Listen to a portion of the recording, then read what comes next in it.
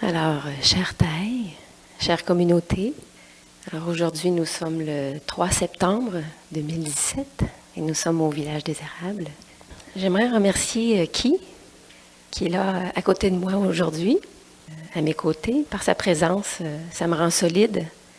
Et aussi Taille, qui est la représentation de Taille derrière nous.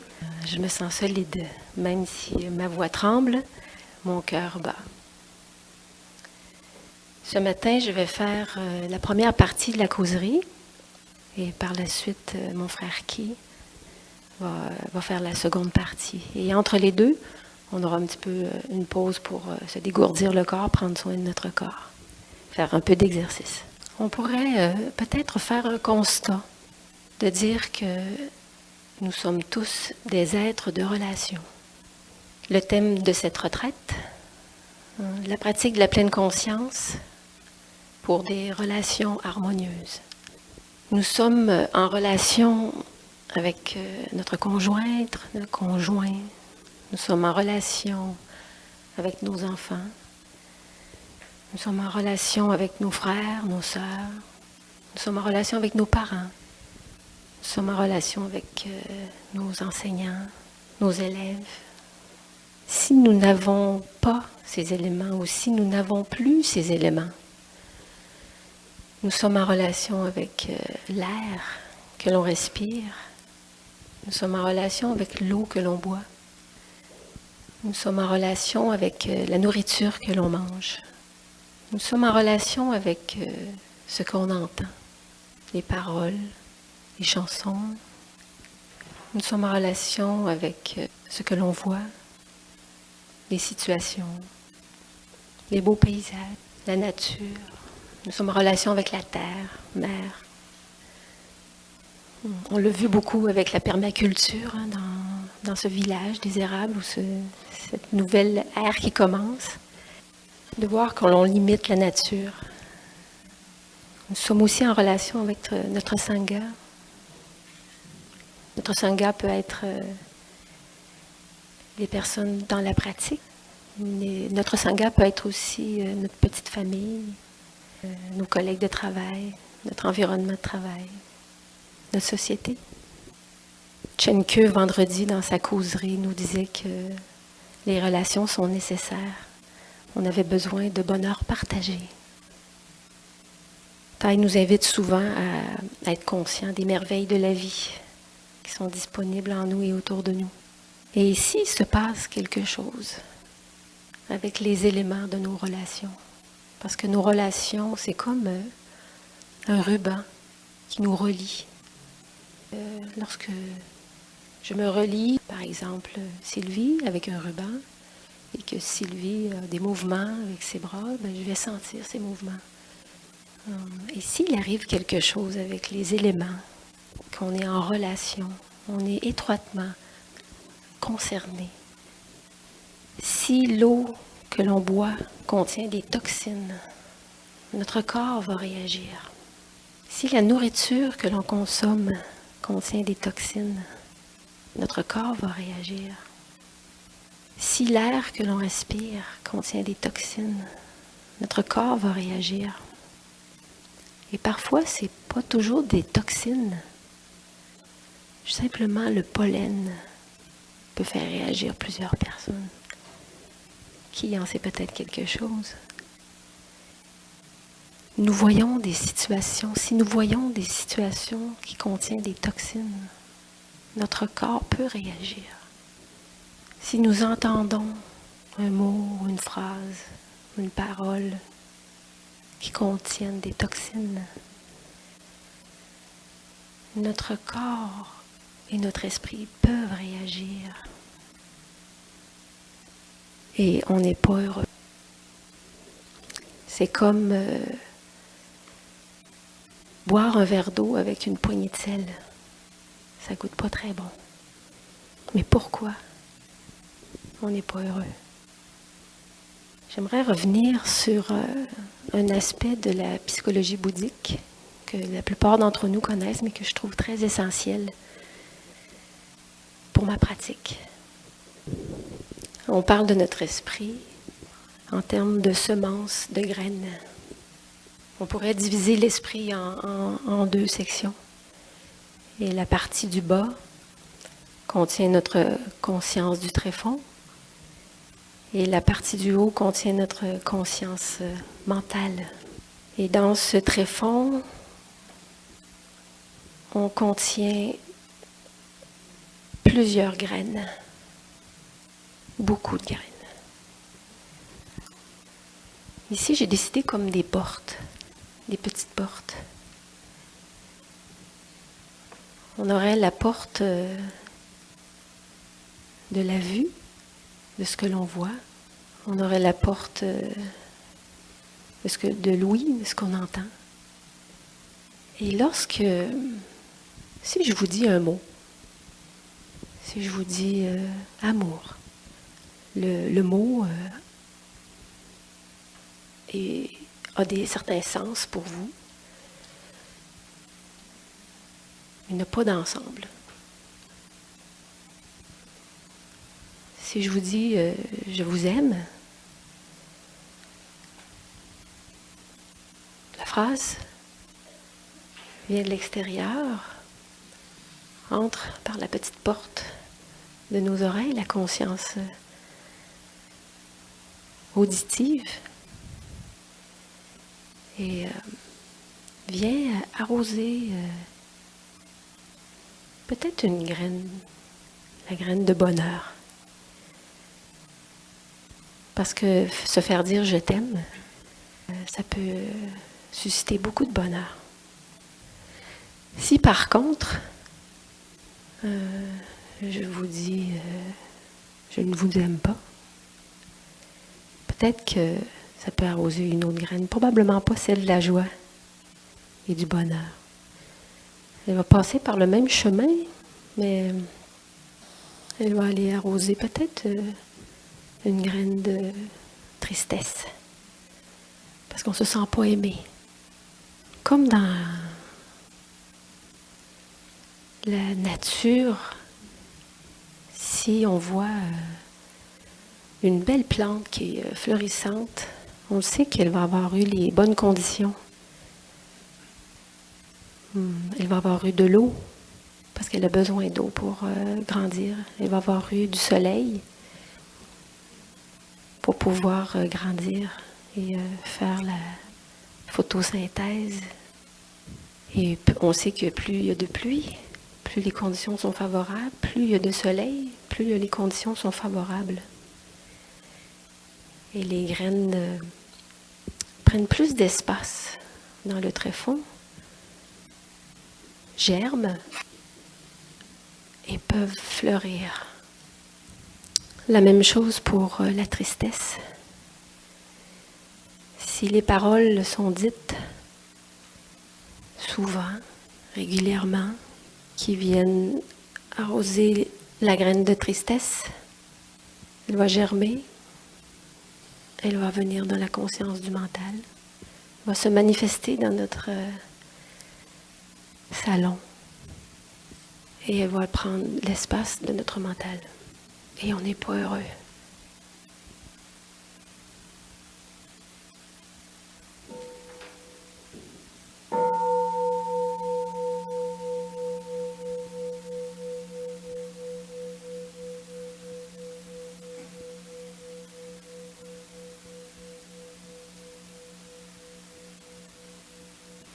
Je suis une informaticienne de formation. Pour ceux qui connaissent l'informatique, il y a plusieurs années, lorsque je faisais mes études, on faisait des petites boîtes. Et l'ordinateur comprenait les oui, non. On faisait quelque chose, on posait une question et il y avait des actions. Est-ce que je suis heureuse? Si oui, ben, je peux continuer. Je peux continuer à apprendre, à approfondir et toujours me poser la question, est-ce que je suis heureux? Et si je ne suis pas heureux, qu'est-ce que je peux faire? Changer quelque chose?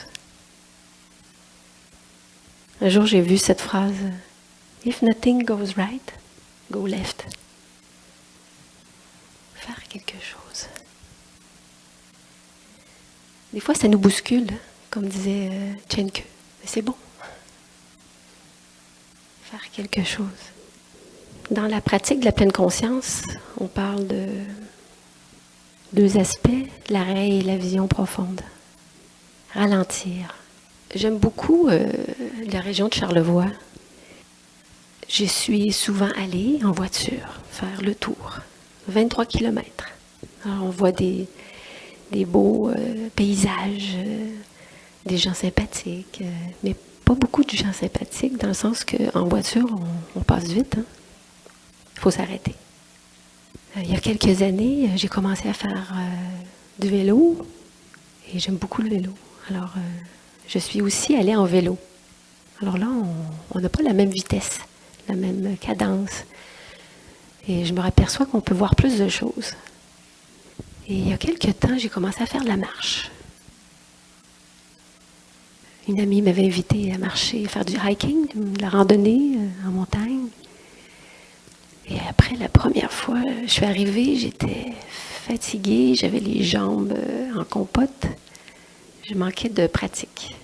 Alors, je me suis donné le défi de me pratiquer à marcher. Et je me suis pratiquée tout l'hiver, une fois par semaine, avec une autre amie, on allait marcher. Et finalement, j'ai fait le défi de le faire à pied. Alors, 23 kilomètres à pied, ça prend beaucoup plus de temps. Ça prend une journée, ça prend un bon 4 heures. Je réalise à quel point je peux voir beaucoup plus de choses. J'ai pris le temps de faire les photographies, de voir les beaux ciels bleus, les contrastes de champs de jaune avec les arbres. Il y a mille et une choses qui s'ouvrent à la vue. Alors, lorsque je suis pas heureuse, qu'est-ce que je peux faire? Qu'est-ce que je peux faire pour que mon verre d'eau goûte bon? Peut-être que j'aimerais comprendre pourquoi ça goûte pas bon. Je me souviens, dans une retraite qu'on avait eue au Haï, on nous avait fait faire un exercice. On nous avait demandé, lorsque dans votre vie, il y a des moments que vous trouvez difficiles, essayez de voir comment on pourrait faire pour l'accueillir. Qu'est-ce qu'on pourrait écrire? Essayez d'écrire un poème, un gatha, qui nous aide à accueillir les moments difficiles, les situations difficiles. Alors, on avait eu vraiment le temps dans la journée de se poser, de prendre le temps, de laisser monter en soi quel mot qui pourrait m'aider dans ma pratique, dans mes moments difficiles. Alors j'avais écrit ceci, ce petit poème. À toi que je regarde, à toi que j'entends. Tout ce que je vois, je reçois. Tout ce que j'entends, je ressens. Les réalités telles qu'elles sont embrassées. Alors toute personne que je peux rencontrer, je pense que même les proches, c'est à ce moment-là que c'est la pratique qui est de plus en plus importante à mettre dans nos vies. Parce qu'il y a des moments où on peut entendre des mots qui font en sorte que notre corps réagit tellement que nous n'avons plus la capacité d'agir, la capacité de faire, la capacité de parler, de voir canceller des choses parce qu'on est alité. Dans ma pratique de méditation, à chaque fois que je termine ma méditation, avant de me lever, je fais la pratique de la bienveillance ou de la compassion. Je l'ai un peu adapté avec différents auteurs, je l'ai adapté pour moi. Ça se dit comme ceci.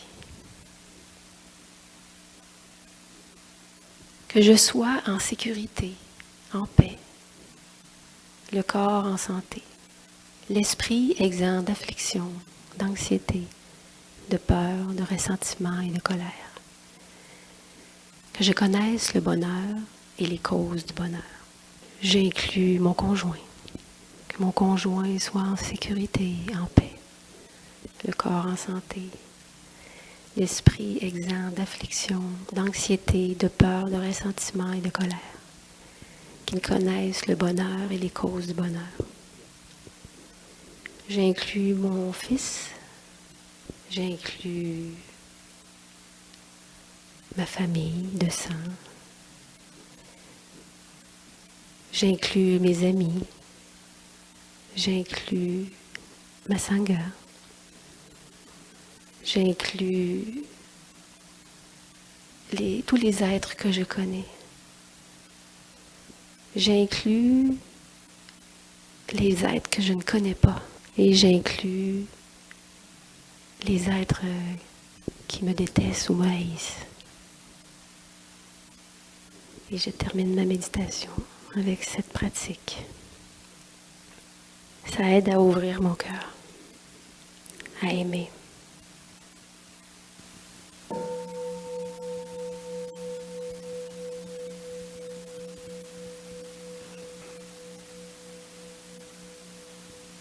Changer quelque chose. Lorsqu'on n'est pas heureux, moi ce que j'aimerais c'est développer le côté artiste en moi, développer le côté bonne jardinière. Et l'art peut se manifester pour différentes façons. Dans notre pratique, il y a l'art de bâtir une sangha, une communauté. J'aimerais vous le lire. L'art de bâtir une sangha, une communauté de pratique, est un art que chacun d'entre nous doit apprendre. La famille est aussi une sangha. Une école est aussi une sangha. On ne peut pas vivre sans une sangha. Bâtir une sangha est un art que tout le monde doit apprendre. Les abeilles s'en sortent très bien, et d'autres espèces d'êtres vivants, comme les fourmis, organisent leur sangha assez bien. Il ne semble pas qu'elles aient des cours ou des livres ou d'autres choses comme ça pour apprendre l'art de bâtir une sangha. Pourtant, les abeilles et les fourmis se débrouillent pas mal à ce que nous appelons l'art de bâtir une sangha. Les hommes ne peuvent pas vivre sans la sangha. C'est pourquoi chacun doit apprendre à construire sa famille, son école, sa ville, son monastère. Il est écrit très clairement que nous devons prendre refuge dans la sangha parce que sans la sangha, vous ne pouvez continuer la pratique. Lorsque vous bâtissez une sangha, vous devez être très patient et vous devez prendre soin de chacun de ses membres. Chaque personne a ses faiblesses et ses forces. Vous devez les reconnaître afin de faire bon usage des éléments positifs pour le bien de toute la sangha, pour le bonheur de toute la sangha. Vous devez également reconnaître les éléments négatifs afin que vous et toute la sangha puissent les embrasser. Vous ne laissez pas ces éléments négatifs seulement pour cette personne-là, car elle n'est peut-être pas capable de les tenir et de les transformer par elle-même. Vous apportez votre pleine conscience, votre amour et votre compassion. Alors, en coordination avec cette personne, vous l'aidez à embrasser cette énergie négative en elle. Je ne sais pas si vous vous souvenez de la petite histoire d'un homme qui avait 2 jarres et qui allait à chaque jour chercher de l'eau. Il remplissait ses 2 jarres d'eau. Lorsqu'il revenait, il allait chercher l'eau et lorsqu'il revenait, il y avait une jarre qui était fêlée et l'eau se perdait en chemin. Et lorsqu'il arrivait chez lui, il y avait une jarre vide et une jarre pleine. Et il y en avait une qui était complexée. Et l'autre qui dit, moi je suis meilleure parce que j'ai réussi à faire ce que j'ai à faire, à apporter l'eau. Mais lorsqu'on regarde en profondeur, on voyait que sur le chemin du retour, l'homme portait ses 2 jarres avec un bois qui traversait ses épaules. Et du côté de la jarre qui était fêlée, il y avait une allée pleine de fleurs. Et les fleurs étaient arrosées par la jarre qui perdait son eau. Donc, d'une part, en tant que Sangha, nous encourageons le positif, nous aidons les éléments positifs à se développer en cette personne. Ceci afin que toute la Sangha en bénéficie. D'autre part, nous devons porter notre aide pour embrasser et comprendre cette faiblesse en lui ou en elle, afin qu'elles aient l'énergie pour transformer ces difficultés. La transformation de cette faiblesse, c'est aussi pour la plus grande joie de la Sangha. C'est pourquoi construire une Sangha doit être faite en collectivité. En tant qu'individu, nous savons que nous sommes membres d'une Sangha. La meilleure chose à faire, c'est de nous transformer en un élément positif de la Sangha. Par notre façon de marcher, de nous asseoir, de manger et de travailler, nous générons l'énergie de la pleine conscience. Et si les membres de la Sangha nous voient pratiquer ainsi, ils auront confiance et feront des progrès. C'est pourquoi les choses essentielles que vous puissiez faire pour votre Sangha, c'est d'être un bon élément, une personne. C'est beaucoup. J'aimerais vous raconter, lorsque je suis arrivée au village, sur le chemin pour s'en venir ici, j'étais avec Françoise, et elle me racontait cette petite histoire de sa petite fille avec une grenouille. Sa petite fille très émerveillée de pouvoir avoir comme amie une petite grenouille. Sa grand-mère de lui prodiguer des bons soins, lui transmettre sa bienveillance envers la grenouille. La petite fille prend la grenouille dans ses mains, tout tendrement, et la met dans un bocal et passe la journée avec elle. Et sa grand-mère, avec tendresse, de lui dire on va aller la ramener chez elle pour qu'elle retrouve ses amis, ses frères, ses sœurs, ses parents, tout enjouée, la petite fille, toute heureuse de remettre la grenouille dans la nature. C'est un beau geste d'amour de voir qu'on peut prendre soin des êtres vivants. Est-ce qu'on en est vraiment sûr que c'est un geste d'amour? Il y a quelques semaines, j'ai une amie qui me racontait. Elle avait été guide dans un parc, elle était naturaliste. Et elle disait aux enfants, lorsqu'elle faisait des sorties, que la grenouille, sa peau, c'est son système respiratoire. C'est par sa peau qu'elle respire. Et si nous la touchons avec nos mains peuvent avoir des toxines, de la crème solaire. Et si elle est en contact avec ces éléments, elle peut s'affaiblir et en mourir. Est-ce vraiment un geste d'amour? Et si on ne sait pas? Moi, je ne savais pas ça. Comment on peut aimer si on ne connaît pas les conditions de ceux que l'on aime? J'ai gardé à un moment donné un petit chien d'une amie de mon garçon, mon fils. Tout joyeux, tout sympathique. C'est sûr qu'il n'était pas habitué à la nourriture de table. Mais quand même, il pouvait sentir. Hein? Ça sentait bon. Hein? Et la première fois, il m'avait dit, faut pas lui donner du chocolat. Ça peut vraiment le faire mourir. Et si on ne sait pas ça,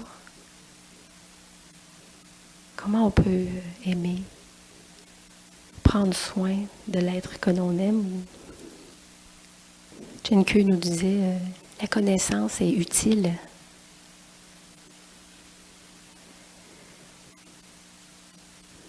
connaissance est utile si on veut aimer. Pour comprendre, avoir la connaissance.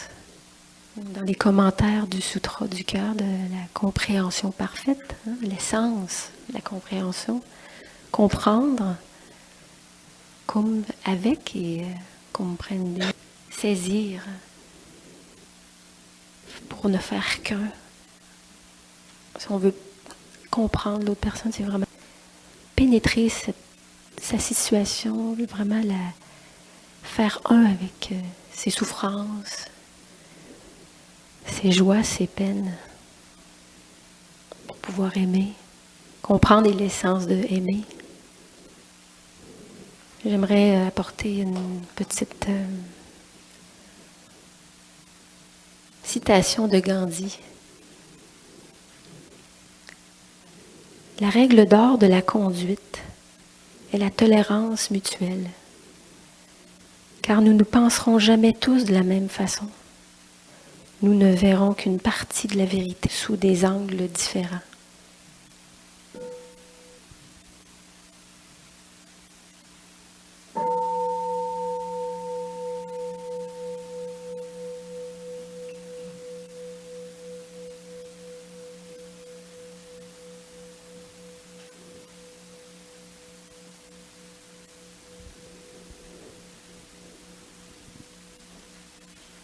Alors, tout à l'heure, je vous parlais de ce qui peut venir de l'extérieur, venir arroser nos graines qui viennent germer dans notre conscience. Une des pratiques que j'aime beaucoup, c'est la pratique de l'arrosage sélectif. Si je peux faire en sorte de choisir ce que je veux arroser, si la graine de joie, j'aimerais qu'elle prenne plus d'espace dans mon paysage, alors j'ai la responsabilité de pouvoir l'arroser de telle sorte qu'elle devienne très grande et qu'elle prenne beaucoup d'espace pour pouvoir se manifester. Et une des plus importantes pour moi, c'est la graine de la pleine conscience que tout le monde en a, avec la pratique de la méditation, la pratique de la marche en pleine conscience, peut prendre de plus en plus d'espace dans notre conscience du tréfonds, pouvoir se manifester et être tellement importante dans notre conscience mentale qu'elle vienne embrasser la manifestation de notre graine de colère, de tristesse, qu'elle puisse retourner dans le tréfonds, dans le sous-sol de notre maison, et être juste en dormance. Parce que c'est impossible de la détruire. Elle sera toujours présente. Si c'est bon pour moi, c'est bon aussi pour l'autre. Si je peux comprendre comment ça se passe dans mon esprit, je peux comprendre aussi comment ça se passe dans l'esprit de ceux qui m'entourent. Et qu'est-ce que je peux faire, moi, pour arroser les bonnes graines de l'autre? Si j'apporte des fleurs à qui et qui réagit à ces fleurs, c'est peut-être pas la meilleure façon.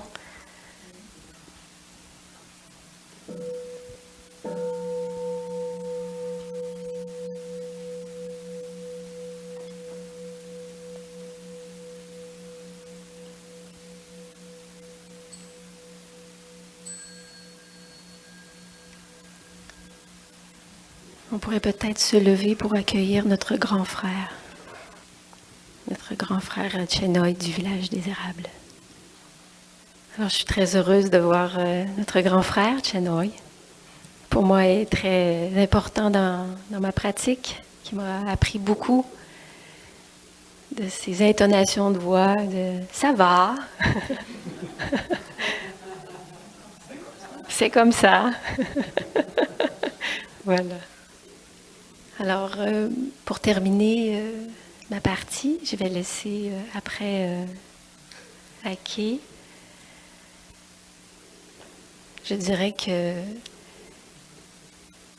nous avons tous cette responsabilité de voir à l'intérieur de nous, de pouvoir voir comment je peux aimer, comment je peux comprendre en moi et l'autre personne qui est en face de moi. Comment je peux comprendre sa situation pour pouvoir mieux aimer. Et peut-être qu'on pourrait chanter la chanson « Quand j'inspire ». J'introduirai comme ça mon frère Ki. Quand j'inspire, quand j'expire, quand j'inspire, quand j'expire, je me sens comme une fleur, aussi fraîche que la rosée. Je suis solide dans ma montagne, je suis ferme comme la terre, je suis vide. Quand j'inspire, quand j'expire, quand j'inspire, quand j'expire, je suis l'autre regrettant ce qui est vrai, ce qui est beau. Et je sens qu'il y a l'espace tout au fond de moi. Liberté, liberté, liberté. Est-ce que je peux poser un autre chant? Je suis chez nous, je suis arrivé, il y a ici et maintenant, bien solide, vraiment libre, dans la terre vue, je m'amène, je suis chez moi, je suis arrivé, il y a ici et maintenant, bien solide, vraiment libre, dans la terre pure, je vais parler. Merci. Sẽ thầy sẽ bác sẽ regarde et je continue le thème et c'est une vraie heureuse coïncidence pour moi parce que tout à l'heure on a chanté la chanson Quand j'inspire et quand j'expire. Je me souviens il y avait très longtemps quand notre grand frère était jeune et nous devrions rester ici presque toutes les fins de semaine pour accueillir les gens qui viennent nous visiter. Et seulement, grand frère et moi, nous devons s'occuper de tout. Et quand il y a des visiteurs, nous devrons donner un petit discours, expliquer comment nous pratiquons. Mon frère et moi, nous aimons chanter la chanson Quand j'inspire, quand j'expire. Nous avons, c'est une très belle chanson, toutes les renseignements, des enseignements dedans, mais il ne faut pas les sous-estimer. Et je pense que là, le grand frère est heureux et on a passé beaucoup de temps ensemble, juste avec cette chanson Et comme aujourd'hui, je voudrais vous présenter encore cette chanson, mais en relation avec le thème que Chimke a donné ici. Nous avons la pratique de la pleine conscience pour des relations harmonieuses. Et Chimke, quand il a écrit ça, il dit, Anki, comment tu penses? Je dis, hey, c'est très bon. Ben, il dit, ok, je suis content, je vais débuter et toi tu fais le reste. Bon, c'est vraiment... Mais on a parlé ensemble, par exemple. Bon, il a ouvert la question avec les relations que pense que Claude et ma frère ça va passer un petit peu dans les détails, les relations, des choses de même. Et c'est quoi l'harmonie? On n'a pas touché. Nous présumons que nous savons que c'est quoi harmonie. Hein? Quelque chose qui coule sans obstacle. Okay. Dans une communauté, que tout le monde possède la même vision, la même vocation, la même aspiration. Et hier, il semble que, avant hier, nous avons l'autre question, qu'est-ce qu'il fait quand ce n'est pas la même chose, quand nous n'obtenons pas qu'est-ce que nous faisons? Est-ce que le bouddhisme est capable de nous emmener quelque chose? Je m'excuse, tout à l'heure, mon cher frère Pierre, il m'a dit que j'ai l'habitude de parler trop vite. Donc je vous demande, quand je pars trop vite, veuillez me donner signe pour que je me ralentisse, s'il vous plaît. Oui. Donc on se demande, c'est quoi harmonie? Est-ce que nous présumons vraiment l'harmonie? Hein? Mais vous ne savez pas, dans la chanson que vous venez de chanter, on a déjà c'est quoi l'harmonie? C'est très curieux. Hein? C'est grâce à des années que j'ai travaillé avec grand frère que nous avons découvert ça. Je prends une page ici. Chantons le deuxième strophe. Je suis l'eau reflétant.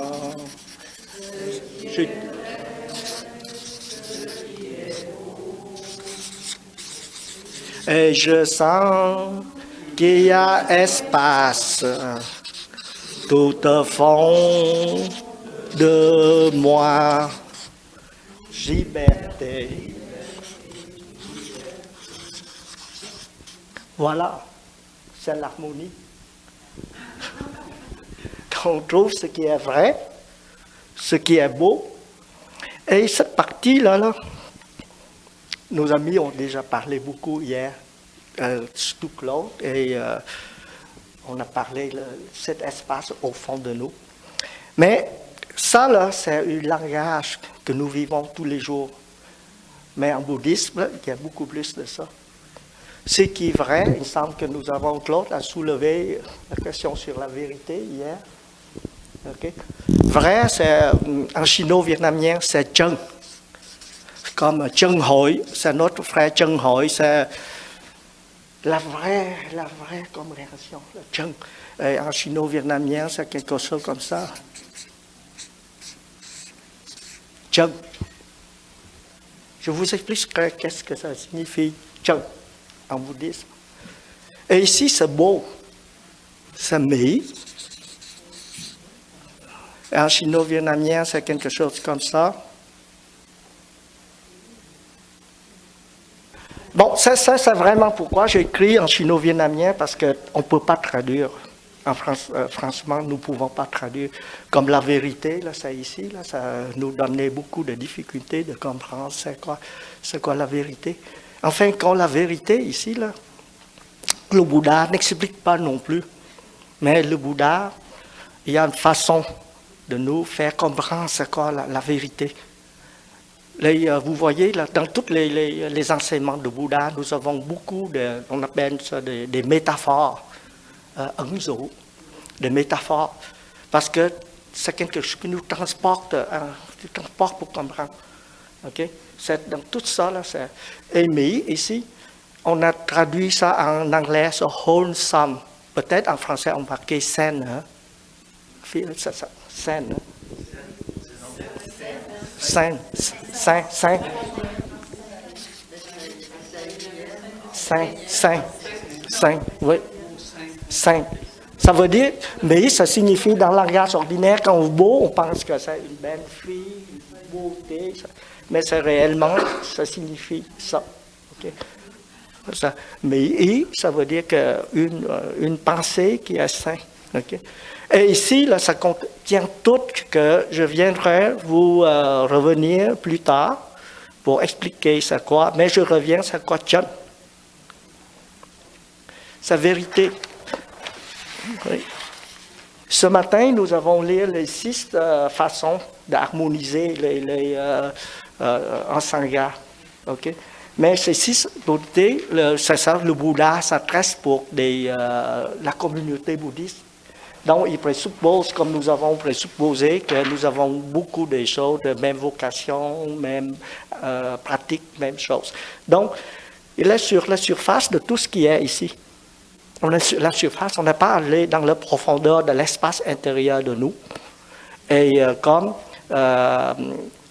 le thème que nous avons fait, on dit l'harmonie d'une relation, ça commence par l'harmonie de soi-même.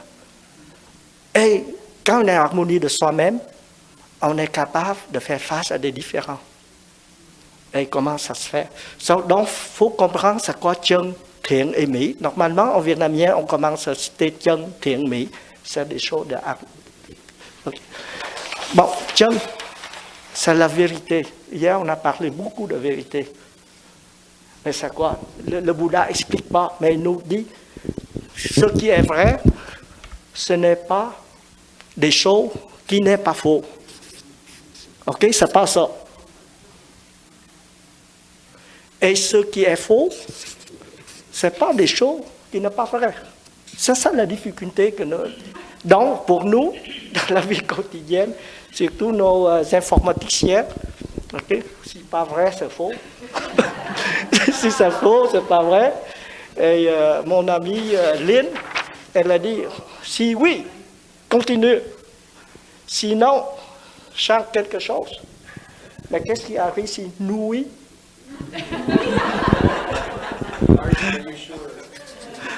Nous oui. Bon, ça c'est le bouddhisme. Et, mais ça correspond, je vous dis là, franchement, les sciences maintenant, là, ils font comme des gens qui font des robotiques, etc., etc. Ils cherchent comment notre cerveau fonctionne. Et ils pensaient que, parce que vous voyez, là, vous avez des iPads, des téléphones, c'est toute une merveille. Hein? Et ils essayent de prendre la même théorie et ils simulent comment fonctionne notre cerveau. Ça ne marche pas comme ça. Impossible de faire ça. Il y a un nous ici, ils ne savent pas comment faire. Et c'est le Bouddha, là, 2500 ans auparavant, il dit que quelque chose de vrai, c'est pour arriver à la vérité intime. Et vous avez lu dans toutes les choses, il faut prendre ce que nous comprenons pour vrai et faux, ordinaire, pour aller au-delà de ça.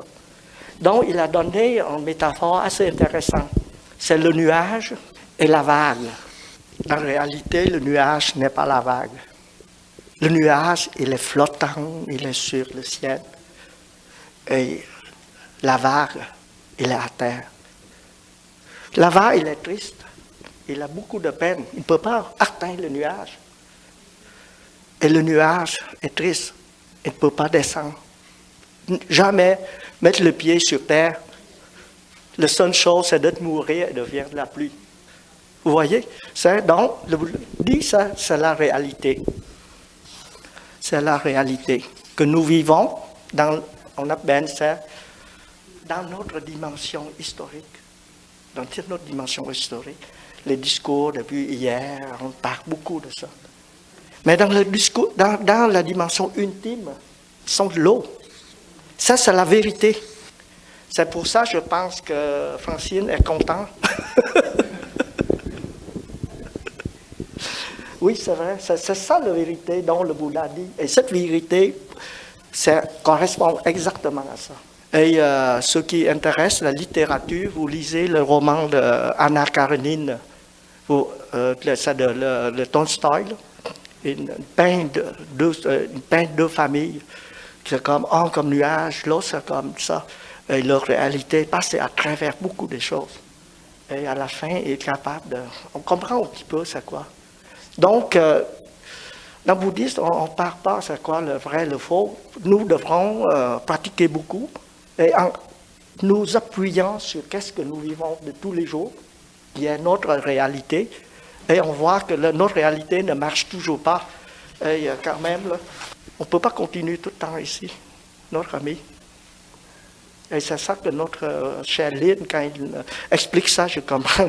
Elle a compris qu'est-ce que ça c'est la réalité. On veut revenir ici. Mais on ne peut pas revenir ici en continuant notre méthode de pensée. Il faut aller au-delà de là. Aller au-delà. Aller apprendre qu'est-ce qui est dans notre espace intérieur. Bon, c'est la même chose, le mot mais ça veut dire beau. Qu'est-ce qui est beau, c'est la même chose, je ne peux pas reprendre, c'est le même. Il faut travailler. Qu'est-ce qui est beau? À un moment donné, il y a une sœur qui m'a demandé, parce qu'on a parlé un petit peu de 4 établissements de respiration, et il y a une respiration que quand on a la joie, il faut l'abandonner. On a la joie, il faut abandonner. Elle demande pourquoi. Elle dit, mais c'est vrai, le Bouddha a dit, la joie, ce n'est pas quelque chose qui n'est pas triste. Et la souffrance n'est pas quelque chose qui n'est pas joyeux. Et il faut comprendre dans ce sens-là. Et quand on l'abandonne pour d'autres choses qui remontent, et après ça, on appelle c'est anlar. Ça veut dire quoi? Anlar. La paix. La paix. Et quand on attache trop à la joie, probablement, la paix nous échappe. C'est ça. Enfin, quand nous avons appris beaucoup, mais des fois, on passe à la surface, on ne creuse pas. Je pense que vous devrez rester plusieurs fins de semaine avec notre frère pour arriver. Bon, c'est vrai, c'est comme ça. C'est la joie. Et je pense que dans un des livres de notre maître, il a abordé le sujet de la joie. Il dit, c'est quoi la joie? Il parle de 3 sensations. Okay? La sensation agréable, sensation neutre et sensation désagréable. Et la joie, c'est la sensation neutre. Imaginons qu'on pensait qu'on atteint une maladie. Des jours et des jours qui nous tracassent et on ne sait pas, on est dans l'ignorance. Okay? Mais vous allez voir médecin, vous faites toutes sortes de vérifications. Et les jours passent, on revient, on traînait notre vie avec cette anxiété là-dedans. Mais en fin de compte, là, les tests sortent, vous n'avez rien. Quelle joie que vous avez? Le joie de revenir à la normale. C'est ça le joie, la vraie joie. Vous ne gagnez rien. Mais vous êtes content de revenir à l'état normal. Le normal dedans. C'est ça, c'est la vraie joie. Donc, nos pratiques nous insistent de méfier à toutes les choses que nous comprenons de tous les jours et tout en revenant, demander, est-ce que c'est vrai? Est-ce que c'est vrai? Est-ce que c'est vrai? Donc, je reviens à le saut de...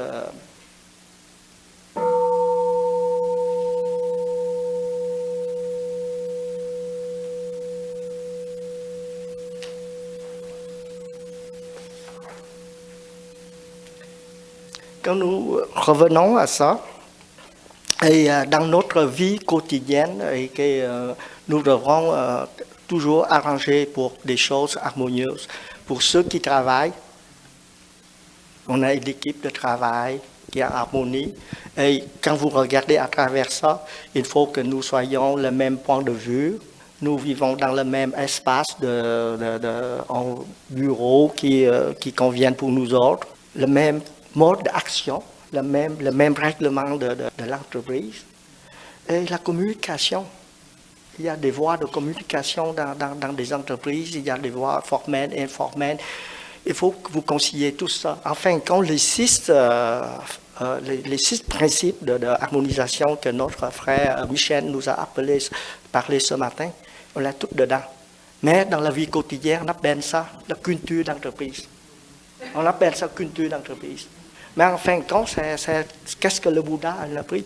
Mais juste, il manque cet espace à l'intérieur de nous. Mais il y a très, très, très spécial cet espace que nous utilisons le mot thiện. Thiện, en fin de compte, ça signifie quelque chose qui est inoffensif. Mais le sens bouddhiste, c'est comme vous lisez le livre Đường xưa mê trắng, la trace de Bouddha. Dans ce livre-là, le Bouddha a montré une pratique.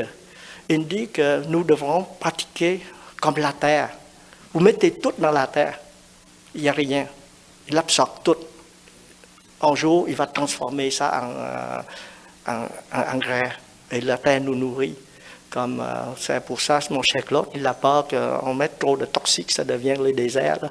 Mais probablement, à un moment donné, il y a un volcan qui survient et qui tout corrige ça. Ça déjà de millénaires et d'époques que la Terre est passée à travers tous les changements. Donc, soyons papa. Et c'est le thème, ça signifie ça. Nous pratiquons pour absorber tout. La version française, on dit un espace au fond de nous. Ça semble très profond. Mais la version vietnamienne, on dit không gian thân thang. C'est un espace vaste, très, très, très large. Okay? Mais le mot thân thang en vietnamien, là, il faut traduire incommensurable. C'est pas large, incommensurable. Le Bouddha, quand il parlait incommensurable, ça veut dire vous ne pouvez pas comparer celui-ci est plus grand que celui-là. Comme nous mangeons le bol on dit cette nourriture contient tous les univers. C'est incommensurable. Si vous l'utilisez notre logique, c'est impossible comment l'univers se trouve dans le bol. C'est pour ça le mot incommensurable. En mathématiques, ça signifie la même chose. Incommensurable, vous ne pouvez pas comparer. Alors ici, cet espace-là, c'est vraiment ces 4 cœurs incommensurables. Donc, nous avons, notre frère, il a déjà fait une retraite avec ça. 4 cœurs incommensurables en vietnamien Từ. Ça veut dire que la gentillesse, Bi, c'est la compassion, Hỷ, Xả. Từ, ça veut dire quelque chose de gentil. Je pense qu'en chinois, c'est comme ça. Je pense que Yaoshi va corriger. Bi, c'est comme ça. Xả, ouais, c'est ça. C'est ici, là, toutes les deux ici, nos amis, par ici, c'est la compassion. Et ici, c'est la joie. Ici, l'équanimité. En fin de compte, je reviens à la vague. Pour approcher cette réalité ici, ça prend beaucoup de... Il faut comprendre et aimer. Et on part d'une façon ou une autre. Ça inclut dedans. Il faut avoir la joie. Que la joie dont je viens de parler tout à l'heure, ce n'est pas une joie que nous voyons, la joie d'être normal. Il faut avoir ça, neutre, sans biaiser, sans interpréter. C'est une joie comme ça, une joie qui est saine et sereine. Et il faut lâcher, il faut savoir lâcher, laisser faire. Et je pense que les discours de Claude, ou bien je suis là pour toi, c'est plein de ça. Et le chien. Donc nos pratiques, là, c'est de... Quand on dit qu'un espace immense, ça veut dire il grossit. Ça veut dire plus que vous pratiquez le cœur incommensurable, au début, on est tout petit comme ça, et notre cœur grossit. Et les fleurs, là, les fleurs ici, la partie des fleurs que ma soeur Lynn, ça toutes les mauvais reins, comment rétrécit, ou bien on dit que, comment tu dis, le rein sèche ne peut plus germer. C'est ça qui fait. Donc, ça répond à la question, quand vous avez deux vocations différentes, comment vous approchez dans l'harmonie. Okay? Si vous avez une personne qui a un point de vue différent de vous, bon, pour soi-même, là, et nous devrons pratiquer le lâcher prise dans notre l'entraînement. Il dit, l'autre, il est vrai. Pourquoi il n'est pas vrai? Et quand nous trouvons quelque chose qui n'est pas harmonie par rapport à nous, nous avons la tendance que c'est l'autre qui me perturbe. On n'a jamais posé la question, c'est nous qui a brisé l'harmonie. Jamais, jamais. C'est très rare qu'on dit, hey, c'est moi qui a brisé l'harmonie. Hey, c'est des autres qui brisent l'harmonie. Mais dans la pratique dedans, il faut demander, est-ce que c'est vrai? C'est l'autre qui rend des choses conflictuelles ou contentieux. C'est vraiment ça dedans. Je me souviens avec mon fils, là, tout le temps, il dit, quand je regarde tout ça, il dit, probablement parce que nous pensons, on pratique beaucoup plus. Donc, tout le temps, tu dis, quand il dit quelque chose, tu parais comme une personne bien pratiquée. Ça lui fait fâcher aussi. C'est vrai que vous avez bien pratiqué, mais devant une personne qui n'a jamais pratiqué, est capable en fin de compte, c'est vous qui avez semé le mauvais rein. On ne pratique pas bien, et nous parlons comme quelqu'un qui est bien pratiqué, on marche lentement devant le fond de tout le supermarché qui marche vite. Ça on peut, qui provoque quand même des gens. Non, c'est ça. Donc, hier, je parlais dans notre famille. Moi-même, j'ai fait face à la situation de la différence religieuse parce que mon épouse, Lynn, qui est décédée, elle est catholique. Et moi, je suis bouddhiste. Mais, vous voyez, au début, là, on est très, très, très différents. Mais on a pratiqué beaucoup. Et on arrive. Et je pense que pour moi, je trouve que c'est très harmonieuse notre relation. Et il y a des choses qui se complètent. Quand il y a la différence dans la vie quotidienne ou bien dans la vie économique ordinaire, nous avons plusieurs façons de réconcilier ça. Il y a plusieurs façons. Donc, la première, je pense que quand Chunka, il a parlé des musiciens de jazz. Les musiciens de jazz, en fait, ils sont de deux pratiques différentes. Mais pour aller harmonieux, il faut avoir une certaine complicité. Il faut chercher cette complicité-là. Mais cette complicité peut venir si on pratique bien le quatre cœurs incommensurable. Parce que avant, si vous voyez l'autre est différent, vous ne cherchez pas à les approcher.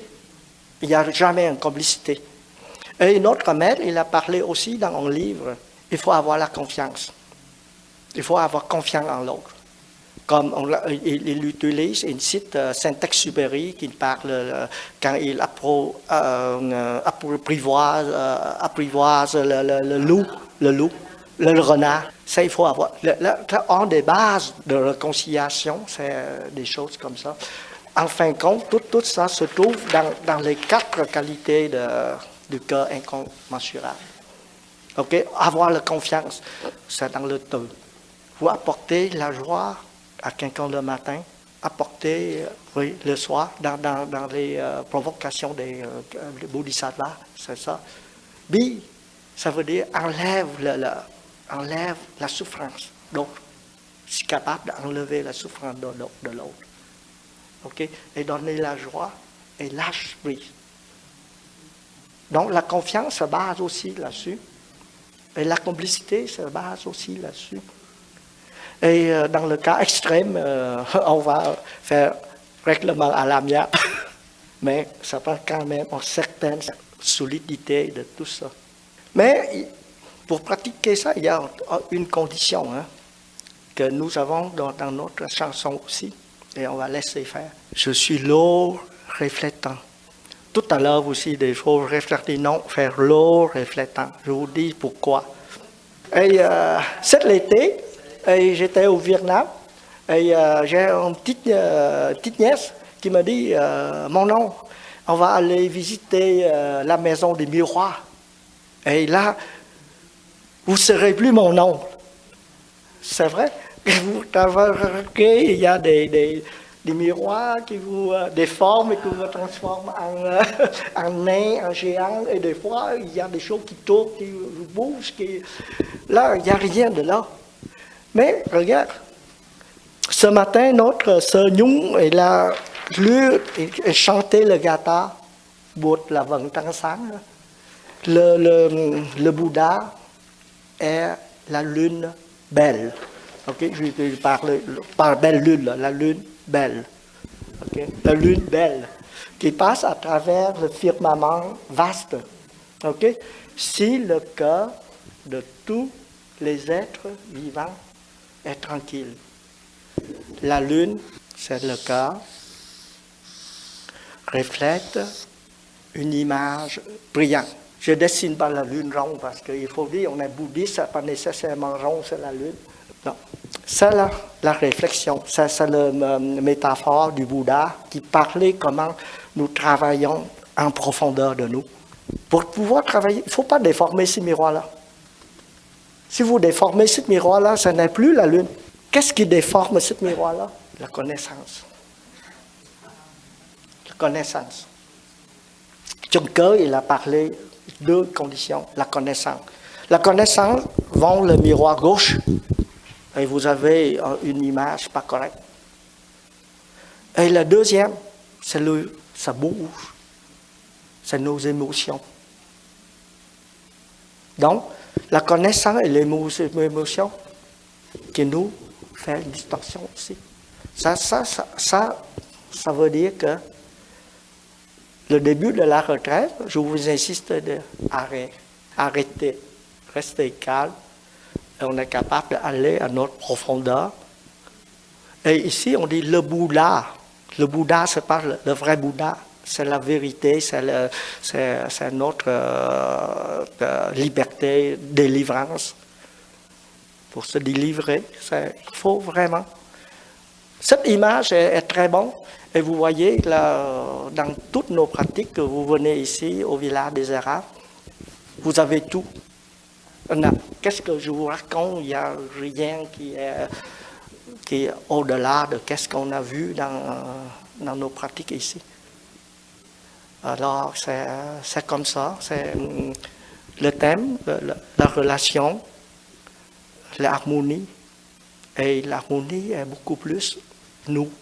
Et beaucoup plus cette miroir-là qui nous permettent.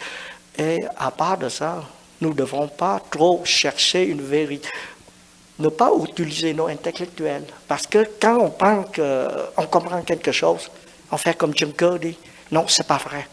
Parce que c'est ça qui est. Parce que dans la dimension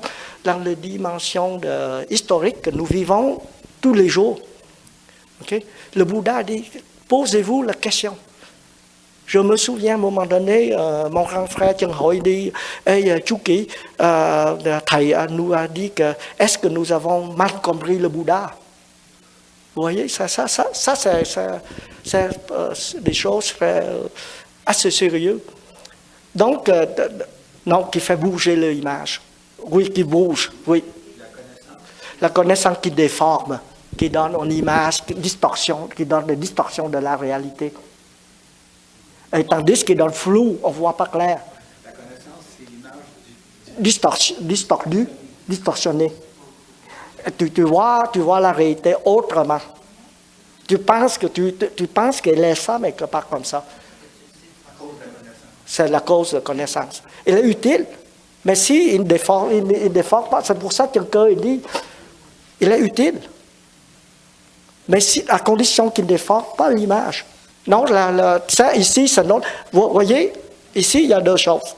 Il faut dire un sujet, un objet, sujet, c'est vous, et ici, c'est la connaissance. OK? C'est dans tous nos livres, vous avez Vous avez, il y a quelque chose, vous avez un objet d'observation, sujet d'observer et la connaissance. Comme, regarde. Non, l'objet de toute chose. Si vous regardez ici, je regarde la fleur. La fleur est un objet de mon observation. Et mon œil, c'est le sujet de ce sujet. J'observe. Et je reconnais, c'est une fleur. Je reconnais, c'est ma connaissance. C'est une fleur. Donc, dans nos sous-tas, il y a tout le temps l'objet d'observation, sujet d'observation et la connaissance. C'est pour ça, la connaissance ici, là, qui fait déformer ça. Les émotions qui font bouger ça. OK? Qui ne rend pas plat. OK? Il faut bouger. Donc, l'image ici devient floue. La connaissance déforme complètement les miroirs. Des fois, là, vous disiez c'est noir, l'autre dit c'est blanc. Et vous croyez que c'est tout en noir. Donc, ce n'est pas un miroir plat, mais peut-être un miroir concave. Et ça, là, la lune devient beaucoup plus grande. Et si vous croyez autrement, ça devient convexe. Et vous voyez l'image tout petite. Ça, c'est la connaissance qui vous fait distorsion. Et ça, il y a un professeur de... C'est encore vraiment pire.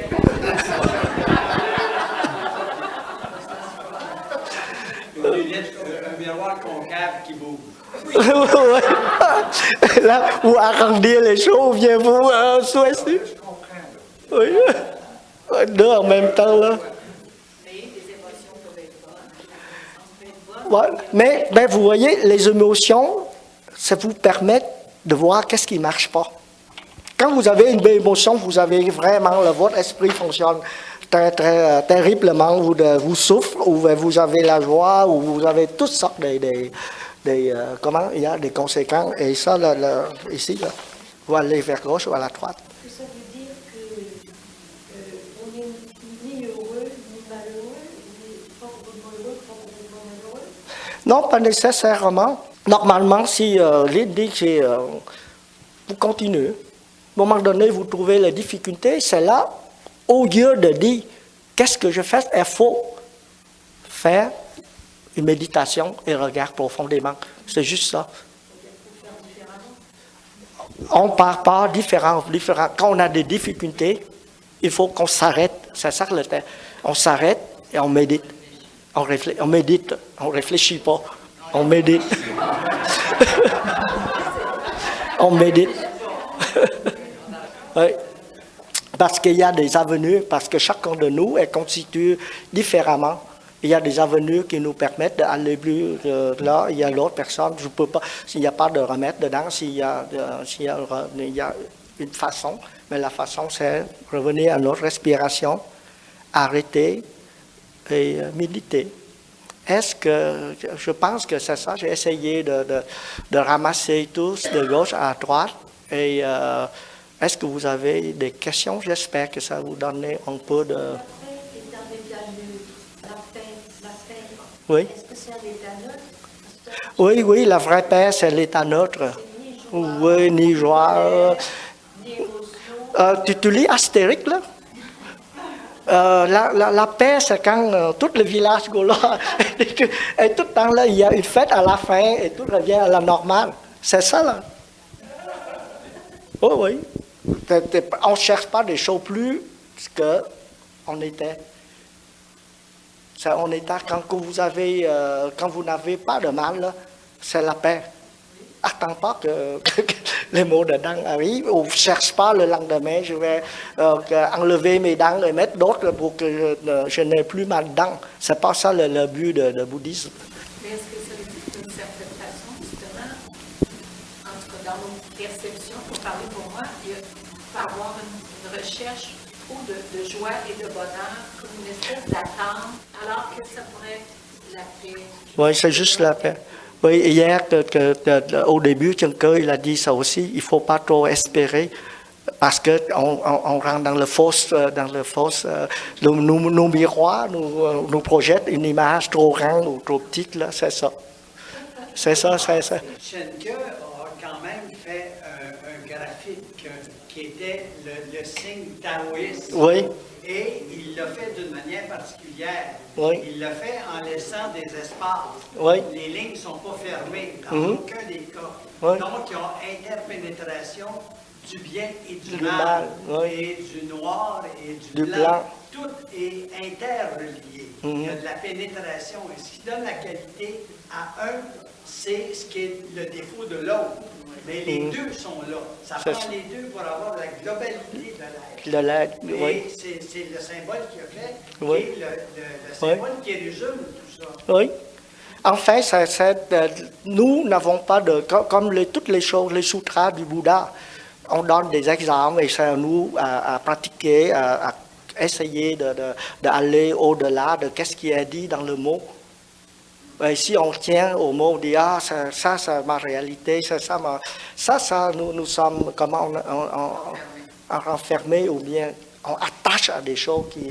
C'est pour ça l'équanimité, c'est la dernière condition. Oui, il faut savoir lâcher prise. Bon, je m'en profite que notre grand frère Cheng Hoi ici, il a peut-être, D'autres frères qui m'a demandé de contribuer au succès de cette matinée. Oh là là, c'est difficile. Après ce qu'il a dit, c'est à moi d'ajouter. Alors je lui ai demandé, de quoi voulez-vous que je parle? Alors il m'a dit, parler de l'harmonie. Alors 10 minutes pour parler de l'harmonie. C'est à la fois très difficile et très facile aussi. Alors je suggère que quand vous rentrez chez vous, vous faites l'exercice, prenez 10 minutes et essayez de trouver tout ce que vous pouvez qui concerne l'harmonie en 10 minutes. Et après, prenez tout le temps que vous voulez et essayez encore de faire le même exercice. Trouvez tout ce que vous savez, que vous pouvez avoir sur l'harmonie. C'est très beau, c'est comme ça, des exercices. Vous allez trouver que c'est à la fois facile et difficile. Facile pour réussir l'harmonie, il ne faut pas déranger les gens. N'est-ce pas? Je vous pose la question. Il ne faut pas déranger les gens. Quand tout le monde reste silencieux, mais restez silencieux. Ne parlez pas du tout pour ne déranger pas les gens. Et quand les gens chantent, je suis chez moi, je suis arrivé. Mais il ne faut pas venir et chanter je suis chez nous. Oui, alors, quand on est en train de chanter je suis chez moi et vous parlez je suis chez nous, pour déranger les gens. Mais à réfléchir, est-ce que c'est déranger les gens? Vous voyez, on apprend beaucoup de bonnes choses. Quand tout le monde parle, je suis chez moi, et que vous parlez, je suis chez nous. C'est une bonne idée, parce que ici, c'est chez nous. Voilà, ce n'est pas chez moi. Ici, c'était chez nous. Et en même temps, voilà, vous voyez, c'est ceci qui est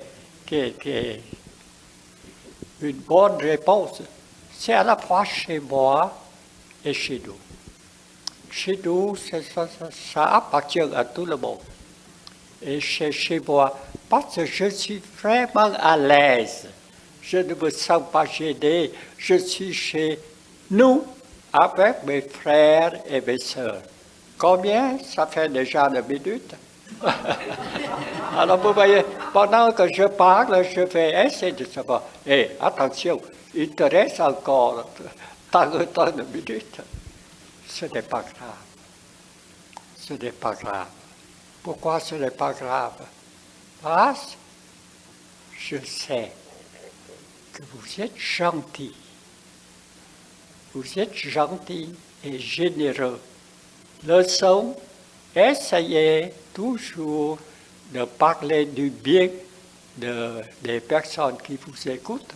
C'est pourquoi je vous fais des louanges. Vous êtes gentil et généreux.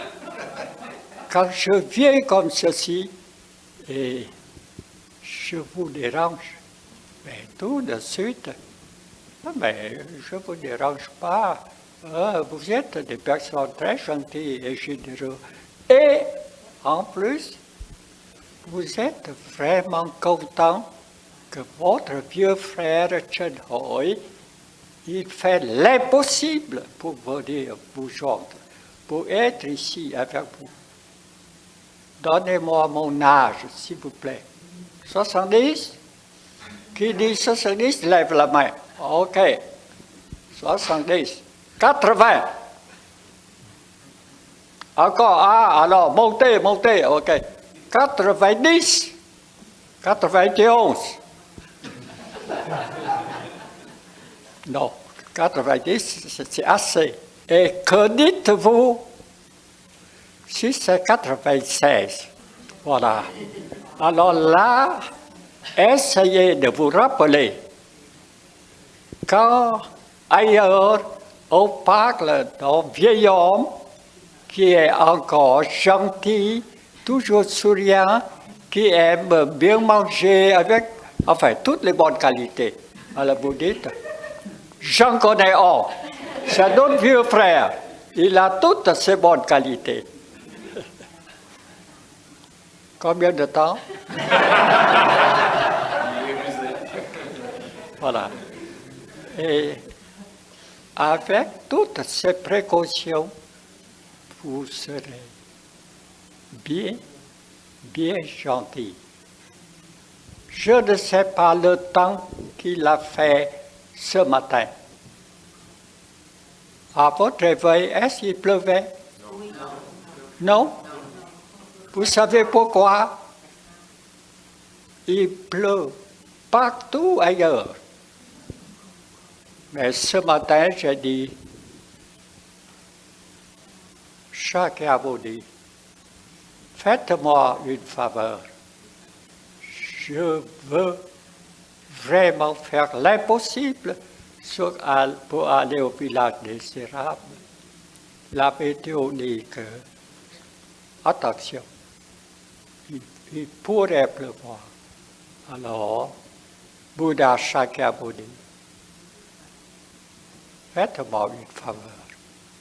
Arrêtez la pluie. Vous pouvez faire pleuvoir partout, mais pas au village des Érables. Et encore là, vous pouvez faire la pluie au village toute la journée, mais évitez de faire la pluie quand je serai là. Vous voyez? Et quand vous pratiquez tout le temps, sincèrement, avec de bonnes intentions, chacun vous écoute et vous donne des faveurs.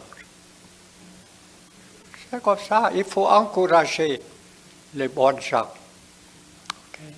Quand Bouddha Shakyamuni, il sait que j'ai 96 ans, jusqu'ici, il a bien pratiqué.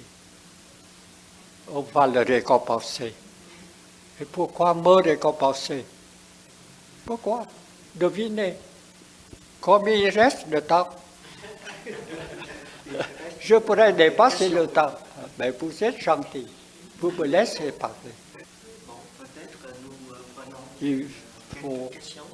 Il faut arrêter la pluie juste le temps quand Chen Hoi est au village. Voilà.